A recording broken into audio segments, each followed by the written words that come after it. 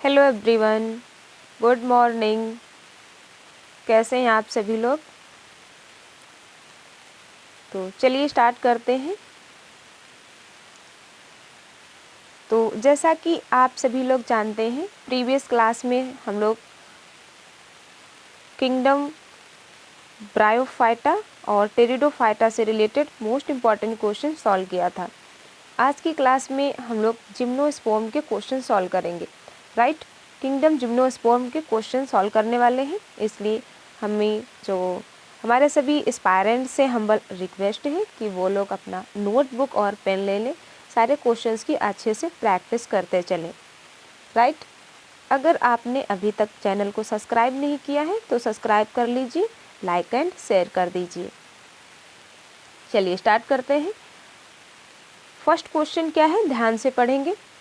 सैकस term is used for.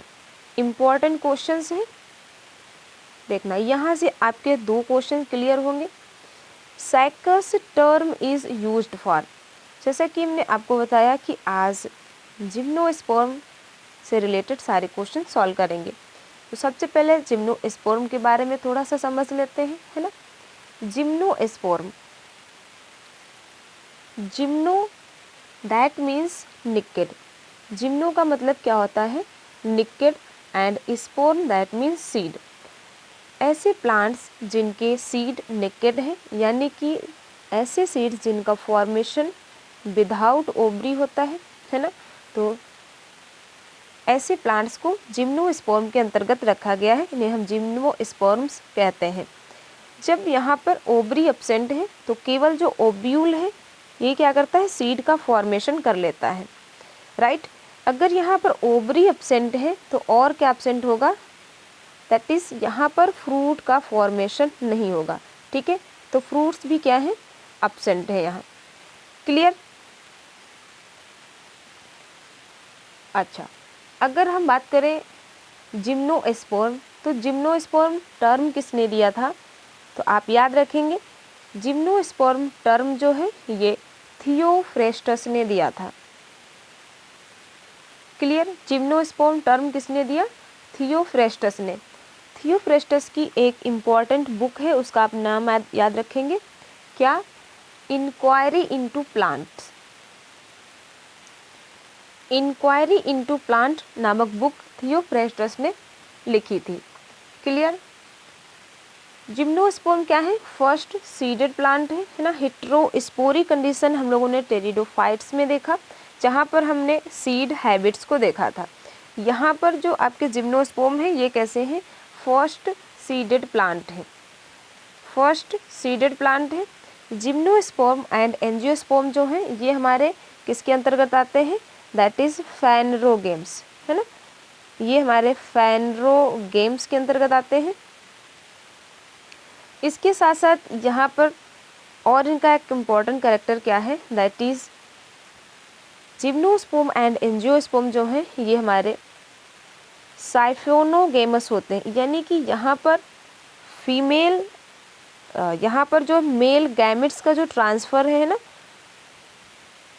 Pollination जो है ये किसके थ्रू होता है, पोलन ट्यूब के थ्रू होता है, इसलिए इन्हें हम क्या कहते हैं, साइफोनोगेमस के नाम से जानते हैं।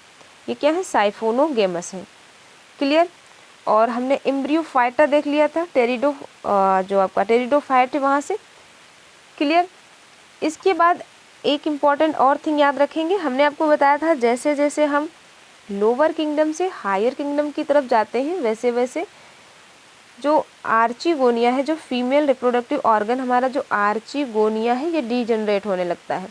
तो जो जिम्नोस्पर्म है ये लास्ट आर्चिगोनियट्स हैं, क्या है, लास्ट आर्चिगोनियट्स हैं। इसके बाद हमें जिम्नोस्पर्म के बाद जो हमारा एंजियोस्पर्म आता है, तो एंजियोस्पर्म में हमारी आर्चिगोनिया एब्सेंट होती है, ठीक है। एंजियोस्पर्म में आर्चिगोनिया एब्सेंट होती है, और इसके साथ साथ एल्गी में भी आपने देखा था कहीं भी हमें आर्चिगोनिया देखने को नहीं मिली थी। तो याद रखना एल्गी एंड एंजियोस्पर्म में आर्चिगोनिया एब्सेंट होती है। एक ये क्वेश्चन आपका इम्पॉर्टेंट है, याद रखेंगे, क्लियर।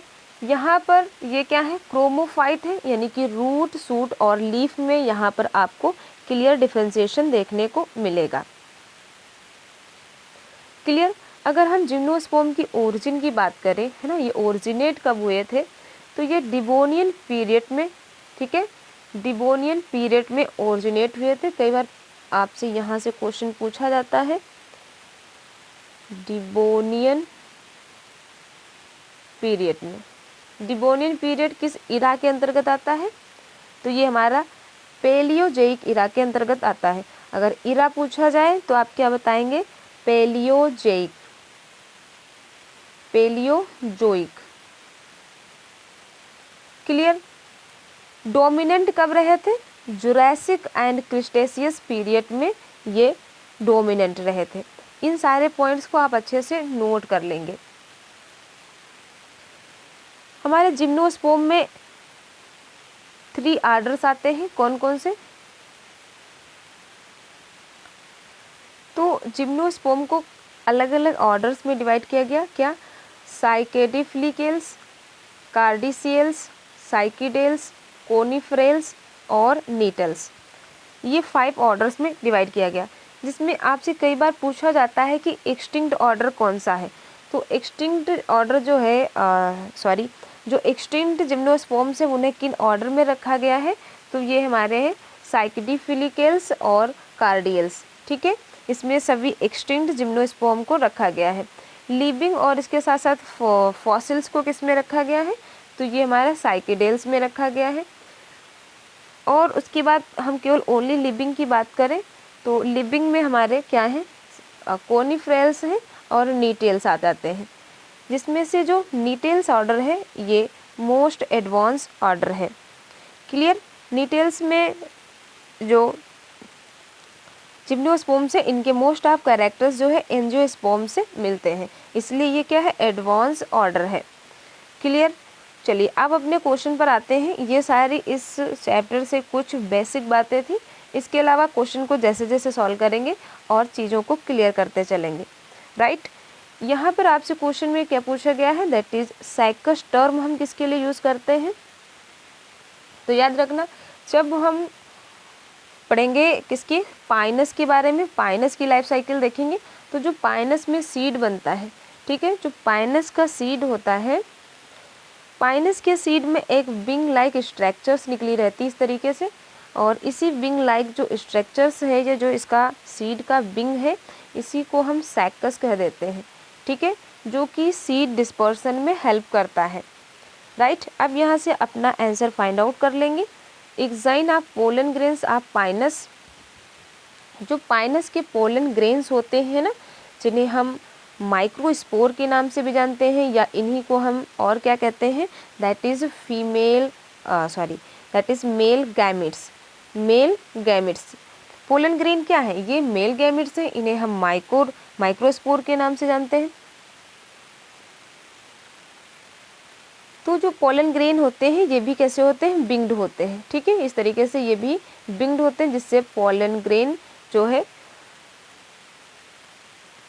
ट्रांसफ़र हो सके फीमेल रिप्रोडक्टिव ऑर्गन तक। Clear. Intine of pollen grain of Pinus, तो एक्साइन एंड एंटाइन जो है ना, जो बाहर की तरफ होती है ये क्या है, इंटाइन है।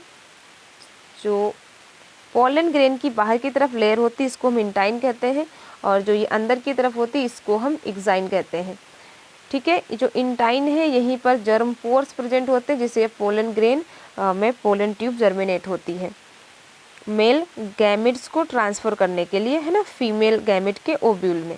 राइट। तो यहाँ पर बात हमने किसकी बताई, सीड की, तो ये नहीं होगा आपका बिंग्स of pollen grains of Pinus, बिंग्स of seed of Pinus, बताइए। सो आई होप आप सभी ने अपना करेक्ट आंसर फाइंड आउट कर लिया है। यहाँ पर आपका करेक्ट आंसर क्या हो जाएगा,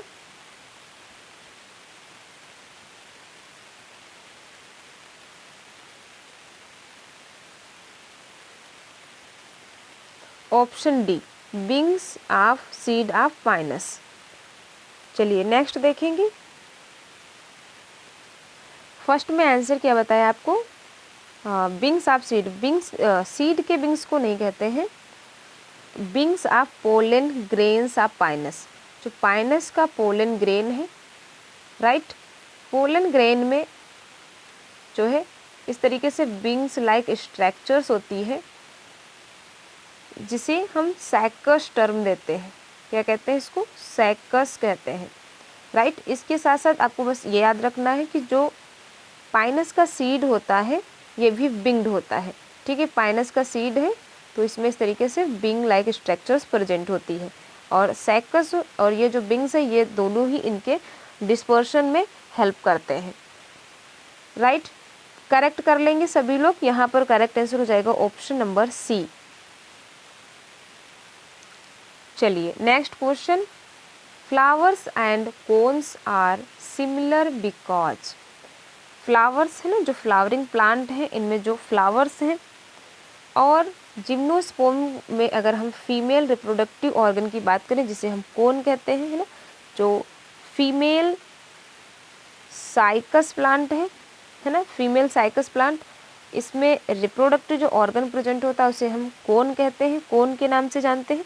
तो फ्लावर और कोन्स सिमिलर होते हैं क्योंकि बोथ असिस्ट सीड डिस्पर्सल, दोनों ही सीड डिस्पर्सल में हेल्प करते हैं, या फिर both are responsible in attracting insect to pollinate, pollination के लिए इंसेक्ट को अट्रैक्ट करने के लिए रिस्पॉन्सिबल होते हैं, या फिर both are so and bright, या फिर बोथ आर रिप्रोडक्टिव स्ट्रक्चर्स। तो अभी हमने आपको बताया जो फ्लावर्स होते हैं और कोन्स हैं ये क्या हैं, ये प्लांट के रिप्रोडक्टिव ऑर्गन्स होते हैं। तो यहाँ पर करेक्ट क्या होगा, सभी लोग आंसर करने की कोशिश करेंगे। Correct answer option number C, right. चलिए नेक्स्ट क्वेश्चन देखते हैं। अगला क्वेश्चन क्या है, an autotrophic prokaryotic nitrogen fixing symbiont is present in. Autotrophic है, प्रोकैरियोटिक है, नाइट्रोजन फिक्सर भी है ना, सिम्बायोटिक एसोसिएशन शो करता है। सीसर, साइकस, सिकोया या फिर पाइनस, बताइए। अगर हम बात करें साइकस रूट की, है ना, जिम्नोस्पर्म में रूट कैसी होती है, टैप रूट होती है, क्लियर, टैप रूट होती है। तो सपोज करिए ये इनकी टैप रूट है, यहाँ से लेटरल रूट्स निकलेंगी, है ना, इस तरीके से लेटरल रूट निकलेंगी, primary lateral root, secondary lateral root, है ना, और इस तरीके से ये टर्सरी लेटरल रूट्स। साइकस में क्या होता है, जो इनकी ये लेटरल रूट्स होती हैं ये एपोजियोट्रॉपिक ग्रोथ कर लेती हैं, है ना, ये ग्राउंड से, अंडरग्राउंड से ये ऊपर की तरफ ग्रो कर जाती हैं इस तरीके से, और ये क्या होती हैं, डाइकोटोमसली ब्रांच्ड होती हैं। डाइकोटोमसली ये ब्रांच्ड होती हैं, तो जो ये ऊपर की तरफ आ जाती हैं, इन रूट्स को क्या हम कहने लगते हैं, इन रूट्स को हम कोरोलॉयड रूट के नाम से जानते हैं, कोरोलॉयड रूट के नाम से जानते हैं। तो इन्हीं जो कोरोलॉयड रूट है इसमें एक बैक्टीरिया ब्लू ग्रीन एल्गी, ठीक है, जो कि क्या है, प्रोकैरियोटिक होती है, नाइट्रोजन फिक्सिंग में हेल्प करती है। कौन, that is Nostoc and एनाविना, clear, Nostoc and एनाविना।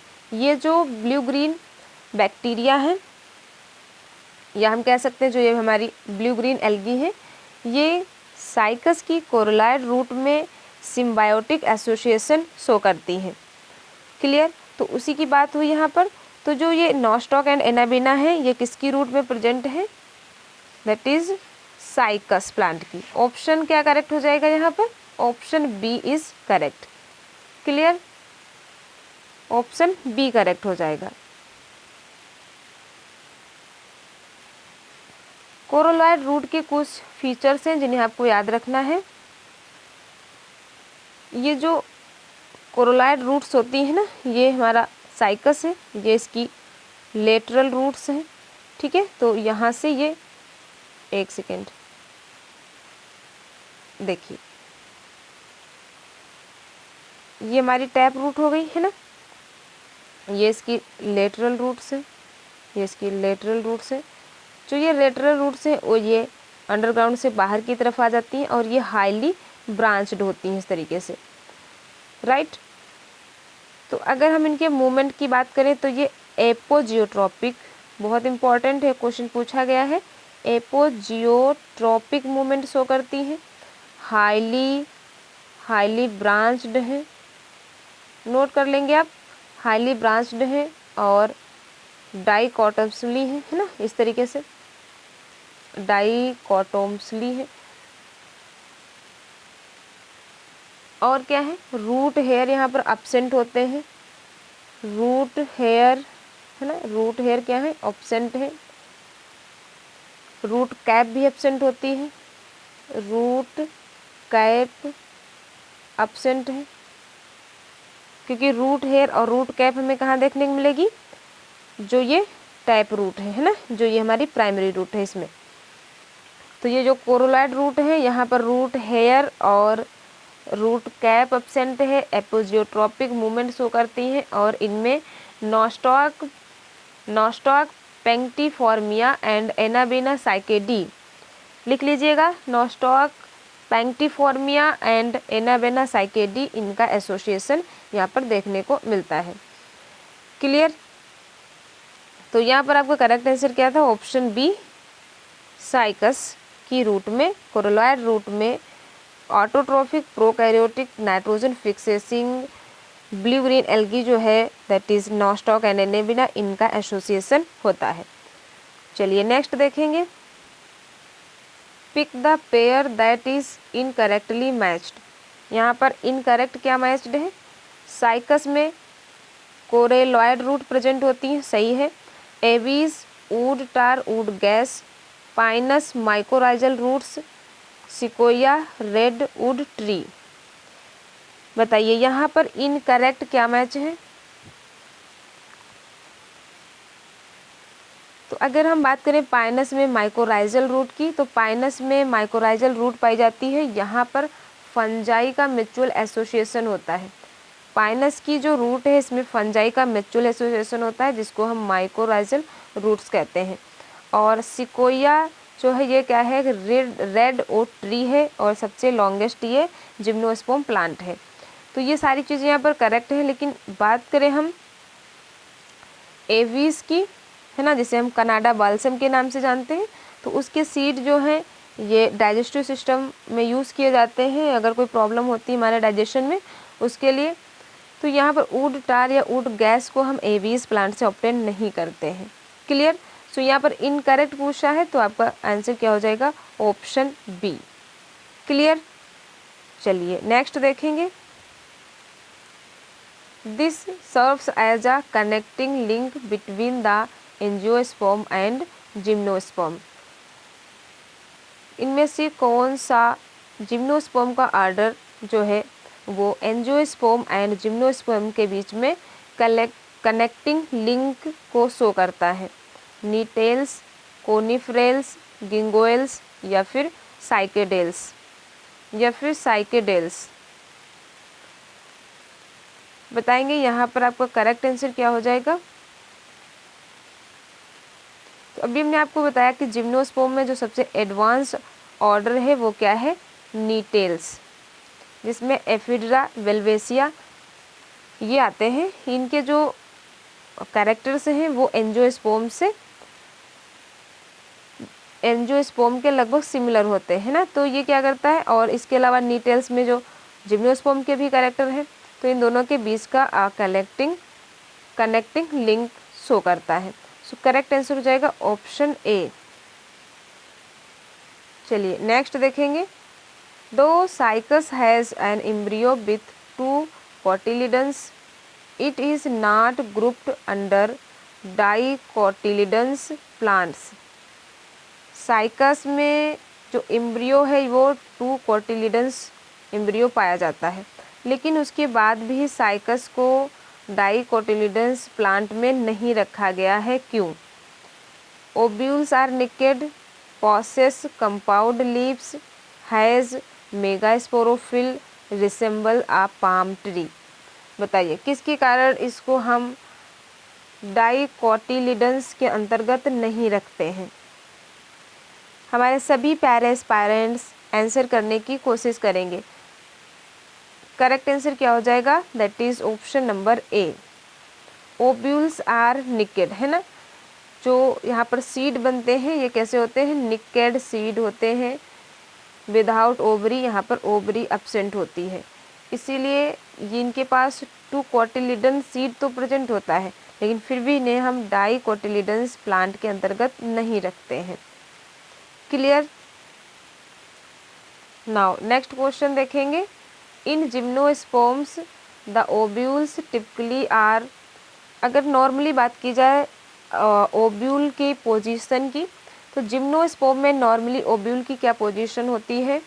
Bitegmic and anatropous, bitegmic orthotropous, unitegmic and orthotropous, या फिर unitegmic and anatropous. Very very important, याद रखेंगे, बहुत इंपॉर्टेंट क्वेश्चन है, क्योंकि यहाँ से पिछली बार आपसे पाइनस से क्वेश्चन पूछा गया था। देखिए यहाँ पर अगर हम एक्सेप्शन की बात करेंगे तो जिम्नोस्पर्म में नॉर्मली जो ओब्यूल है, एक टिपिकल जो ओब्यूल है वो यूनिटेगमिक एंड आर्थोट्रोपस होता है। ठीक है, कैसा होता है? यूनिटेगमिक और आर्थोट्रोपस। लेकिन यहीं पर अगर हम पाइनस की बात करेंगे तो पाइनस में जो ओव्यूल है, ओव्यूल की जो पोजीशन है वो कैसी होती है? यूनिटेगमिक एंड एनाट्रोपस होती है।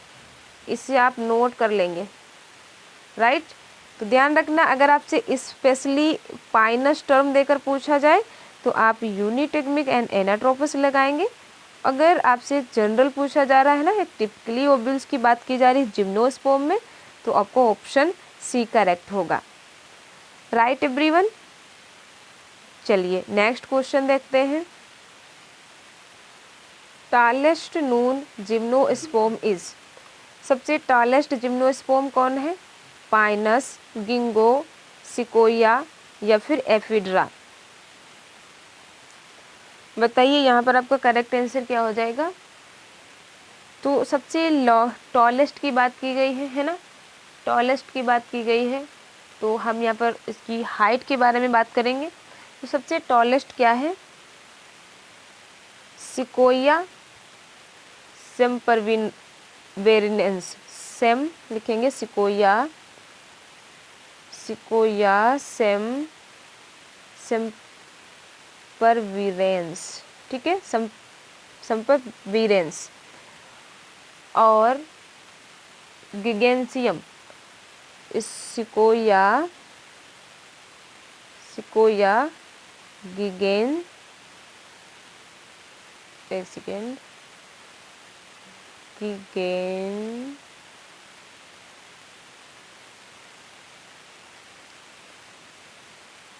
गिगेंसियम, सिकोया गिगेंसियम, ये दोनों ही स्पीसीज के जो प्लांट्स हैं ये जिम्नोस्पर्म में सबसे टॉलेस्ट प्लांट है। ये आपका 366 फीट लॉन्ग होता है और ये आपका 342 फीट लॉन्ग होता है। क्लियर? सिकोया को और हम किस नाम से जानते हैं? सिकोया को हम रेड वुड ट्री के नाम से भी जानते हैं। इसे और क्या कहते हैं? Red wood tree. और ये मोस्टली कहाँ पाए जाते हैं? कोस्ट एरिया में और कैलिफोर्निया में। ये भी आप नोट कर लेंगे, कोस्ट या फिर कैलिफोर्निया में सबसे ज़्यादा ये पाए जाते हैं। क्लियर? तो यहाँ पर आपका करेक्ट आंसर क्या हो जाएगा? That is option number C, Sequoia. Clear?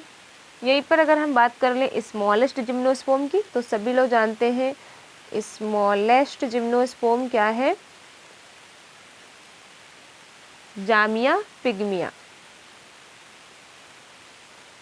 Jamia पिग्मिया को जो है ये क्या है, स्मॉलेस्ट स्पर्म है, स्मॉलेस्ट जिम्नोस्पर्म है। क्लियर। चलिए नेक्स्ट क्वेश्चन, इन्वर्टेड ओमेगा है ना, इन्वर्टेड ओमेगा सेव्ड और organization of the vascular bundle is seen in, ये आपका वेस्कुलर बंडल दिया गया है, vascular bundle. Inverted omega shaped vascular bundle हमें कहाँ देखने को मिलता है, साइकस में अगर बात करें तो साइकस की रूट में, साइकस के स्टेम में, साइकस लीफलेट में, या फिर साइकस रेकिस में। इसे करेक्ट कर लीजिए, साइकस रेकिस में। बताइए, सभी लोग आंसर करने की कोशिश करेंगे।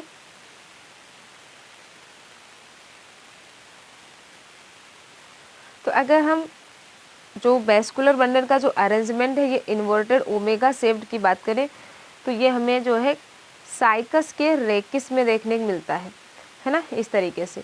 ये क्या है, साइकस का लीफलेट का ये रेकिस है।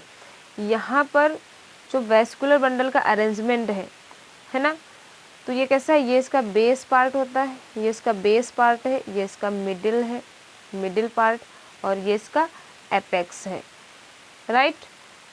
जो बेस है यहाँ पर जो जाइलम का अरेंजमेंट है वो कैसा होता है, इंडार्क होता है, ठीक है। यहाँ पर क्या है, इंडार्क है, यानी कि हम बात करेंगे सेंट्रीफ्यूगल की, है ना, कैसा है, सेंट्रीफ्यूगल है।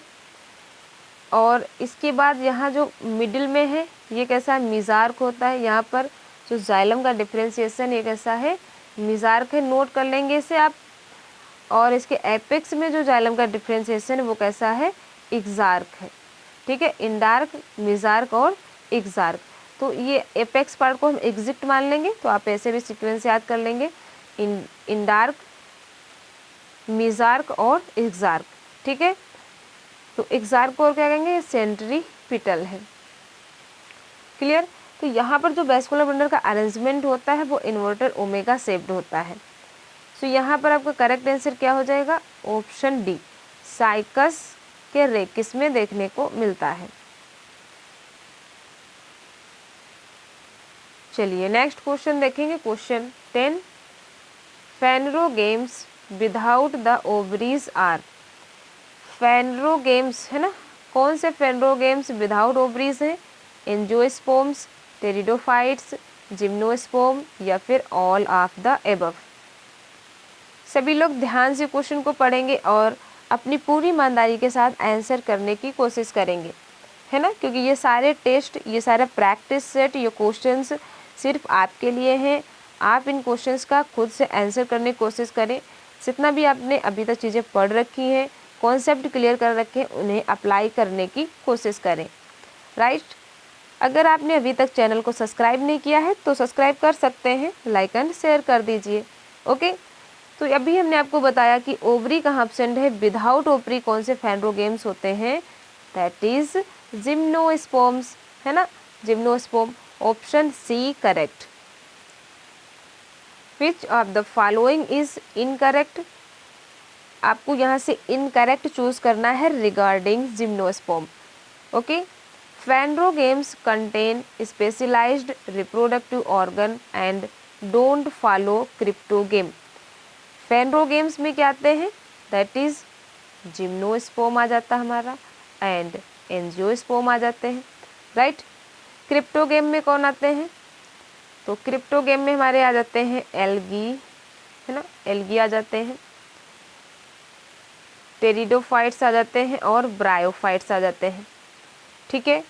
तो जो फेनरो गेम्स है इनमें स्पेशल टाइप के रिप्रोडक्टिव ऑर्गन्स प्रेजेंट है, जबकि एल्गी, टेरिडोफाइट एंड ब्रायोफाइट में नहीं होते हैं। Phanerogams are classified as gymnosperm and angiosperm based on the type of seed they produce. Next क्या है, gymnosperms have covered seeds and angiosperms have naked seeds. And last क्या है, angiosperms bear fruit angiosperms bear fruits where gymnosperm don't bear fruits, क्योंकि gymnosperm में ovary absent थी। जब ovary absent है, ovary ही तो आगे मेच्योर होकर क्या बनाती है, फर्टिलाइजेशन के बाद ये फ्रूट बना लेती है। तो जिम्नोस्पर्म में तो ओवरी है नहीं, तो फ्रूट भी नहीं बनेगा यहाँ पर, राइट। अब बताइए, आपसे यहाँ पर इनकरेक्ट पूछा गया है, कौन सा स्टेटमेंट यहाँ पर इनकरेक्ट है। ध्यान से पढ़ेंगे, एक बार फिर से पढ़ेंगे आप और करेक्ट आंसर करेंगे। तो अगर ऑप्शन नंबर सी की बात करें, जिम्नोस्पर्म हैव कवर्ड सीड, नहीं, जिम्नोस्पर्म में हम सीड कैसे देख रहे हैं, निकेड। क्लियर। जो एंजियोस्पर्म है यहाँ पर कैसे सीड है, कवर्ड है। सो आपको ऑप्शन सी क्या हो गया, इनकरेक्ट दिया गया है। So correct answer option C. चलिए नेक्स्ट देखेंगे, which among the following is the tallest tree, इनमें से कौन सा टॉलेस्ट ट्री है। तो अभी हमने बताया था जो सिकोया था उसको हम रेड वुड ट्री के नाम से भी जानते हैं। So correct answer option A. Next question, true and false बताना है आपको। In coralloid roots are short and irregularly arranged, है ना। तो अभी हमने क्या बताया था, शॉर्ट है, इरेगुलरली अरेंज्ड है, exit in symbiotic association. Nostoc and Anabaena इसमें सिम्बायोटिक एसोसिएशन करते हैं ना, जो क्या है, साइनोबैक्टीरिया हैं, जिन्हें हम ब्लू ग्रीन एल्गी के नाम से भी जानते हैं। तो बताइए ये बात ट्रू है या फिर फॉल्स है। सभी लोग आंसर करेंगे, इसको हम एक्सप्लेन कर चुके हैं पहले ही, है ना। सो करेक्ट आंसर हो जाएगा ऑप्शन ए, ट्रू। चलिए नेक्स्ट देख लेंगे, next question, which among the following are incorrect.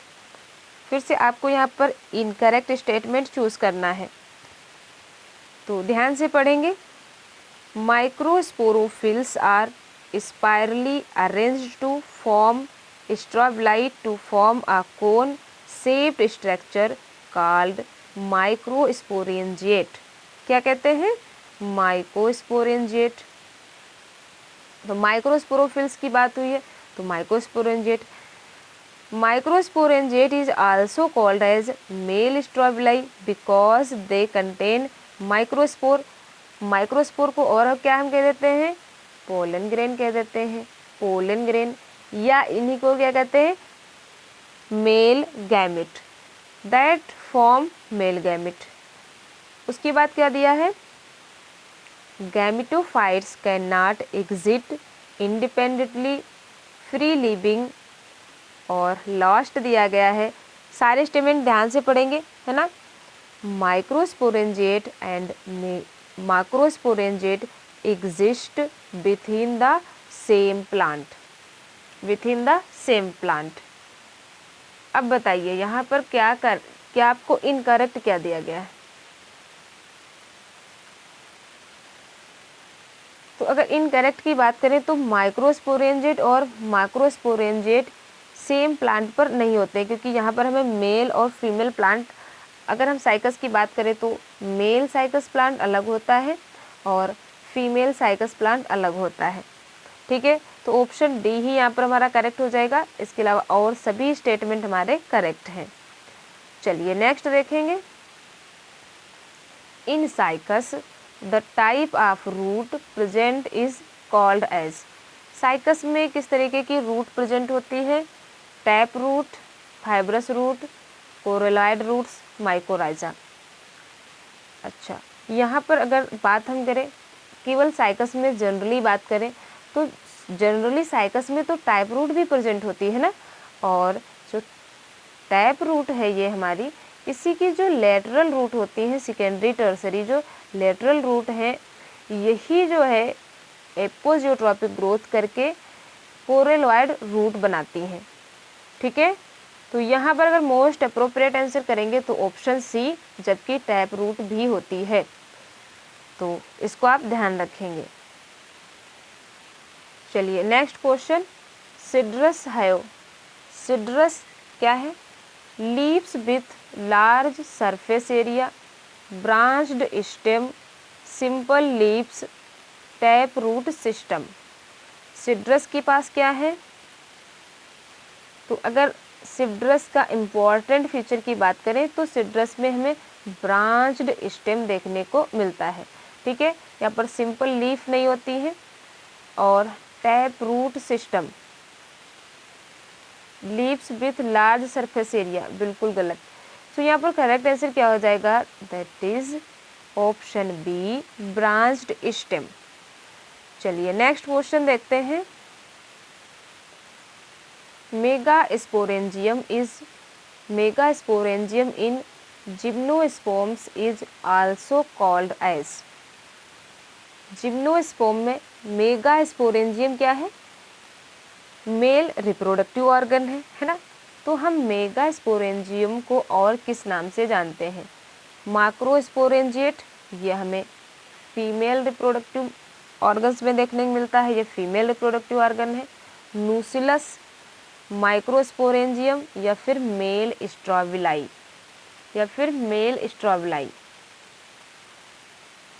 बताइए। तो मेगास्पोरेंजियम को और क्या कहते हैं?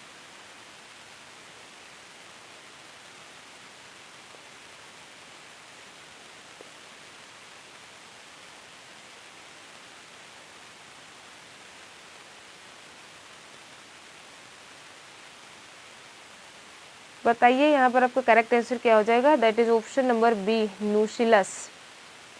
मेगास्पोरेंजियम यानी कि यहाँ पर बात हो रही है फीमेल रिप्रोडक्टिव ऑर्गन की, है ना। फीमेल रिप्रोडक्टिव ऑर्गन में जो फीमेल कोन है वहाँ पर आप देखेंगे जो कोन में जो स्ट्रॉबिलाई कोन है, जो वहाँ पर जो मेगास्पोरेंजियम है, ठीक है, मेगास्पोरेंजियम क्या होता है? ये नूसिलस को कहते हैं। सो करेक्ट आंसर यहाँ हो गया ऑप्शन बी। ध्यान से इस क्वेश्चन को देखना, बिल्कुल डाउट नहीं करना है। मेल स्ट्रॉबिलाई नहीं होता है, ठीक है, ना ही माइक्रोस्पोरेंजियम है, क्योंकि ये तो मेल रिप्रोडक्टिव ऑर्गन की बात है। क्वेश्चन में आपसे फीमेल रिप्रोडक्टिव ऑर्गन की बात की गई है, राइट। तो यहाँ पर आपका करेक्ट आंसर क्या होगा? Option B, nucellus. Next question, gymnosperms do not bear. Gymnosperm क्या नहीं बियर करते हैं? सीड्स, फ्रूट्स, कोन या फिर none of them. So simply correct answer क्या होगा? ऑप्शन बी, क्योंकि जिम्नोस्पर्म में जब ओवरी एब्सेंट है तो फिर फ्रूट का भी फॉर्मेशन नहीं होगा। जबकि जिम्नोस्पर्म में सीड तो बनते हैं, निकेट सीड, और कोन्स भी होती है जो फीमेल रिप्रोडक्टिव ऑर्गन से, ये क्या है? That is cone. तो यहाँ पर आपका करेक्ट आंसर क्या हुआ? Option B. चलिए नेक्स्ट क्वेश्चन देखेंगे। Which of the following part is thick, leathery in texture, lanceolate in shape and photosynthetic in function. Photosynthetic in function क्या है? स्टेम, रूट्स, लीफलेट्स या फिर स्टेम बेस। तो अगर हम साइकस की बात करें, है ना, साइकस की, तो साइकस में जो लीफलेट्स होती हैं ये फोटोसिंथेटिक होती हैं, ठीक है, और ये थोड़ा सा थिक और लेदरी टेक्सचर देती हैं, राइट। और इनका शेप कैसा होता है? लिंसलेट शेप होता है ना, निडल शेप, इस तरीके से ऐसी लीफ होती है। देखा है सभी ने, किसी ने साइकस की लीफ देखा है ना, तो इसको क्या कहते हैं? साइकस की लीफ को, ये क्या है? ये इसका लीफलेट्स है। सो करेक्ट आंसर हो जाएगा option C. Option C is correct. चलिए नेक्स्ट क्वेश्चन देखते हैं। Next question, in the Cycas vegetative reproduction is by means of. Cycas में वेजिटेटिव रिप्रोडक्शन स्ट्रक्चर क्या है? किसके थ्रू होता है? लीफ, बल्बिल्स, कोरल्स या फिर सीड्स। इम्पॉर्टेंट क्वेश्चन है ना। वेजिटेटिव रिप्रोडक्शन स्ट्रक्चर क्या है? तो साइकस में जो वेजिटेटिव रिप्रोडक्टिव स्ट्रक्चर्स है इसको हम बल्बिल्स के नाम से जानते हैं। Correct answer option B. Clear everyone? तो डियर स्पायरेंट्स, ये आज की क्लास के मोस्ट इंपॉर्टेंट क्वेश्चंस थे। नेक्स्ट क्लास में हम लोग एंजियोस्पर्म से रिलेटेड क्वेश्चन सॉल्व करेंगे। देन आफ्टर हम अपनी जो है बायोलॉजी की फिजियोलॉजी पोर्शन पर मूव करेंगे, जहाँ से आपके बहुत अच्छे क्वेश्चन पूछे जाते हैं, राइट। तो ये सारे क्वेश्चन आपके एग्जाम पॉइंट ऑफ व्यू से बहुत ही महत्वपूर्ण है। आप सारे क्वेश्चंस की बेहतरीन तरीके से प्रैक्टिस करें और जो भी आपके पास थ्योरी फॉर्म है उसको भी अच्छे से पढ़ते रहें। क्लियर? तो मिलते हैं नेक्स्ट क्लास में। Thank you so much everyone.